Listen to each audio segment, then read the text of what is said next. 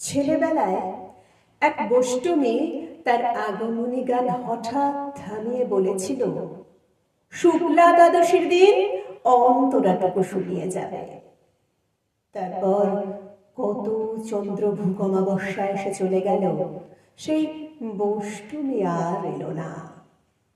25 বছর প্রতীক্ষায় আছি। মামা বাড়ির নাদির আলী বলেছিল, তুমি বড় হও দাদা ঠাকুর, তোমাকে আমি 3 প্রহরে বিল দেখাতে নিয়ে যাব, যেখানে পদ্ম ফুলের মাথায় সাপ আর ভ্রমর খেলা করে। নাদের আলী, আমি আর কত বড় হব?